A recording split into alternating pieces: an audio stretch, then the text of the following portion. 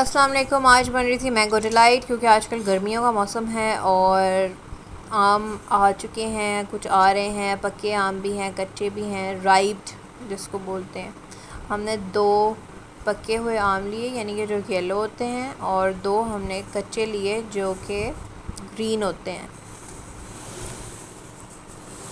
इसके बाद हमने इसको चॉप काटा और उसके बाद इसको ब्लेंड करना है चीनी डाल के। 1 कप चीनी डालेंगे क्योंकि 4 आम है, इसके साथ 1 कप चीनी।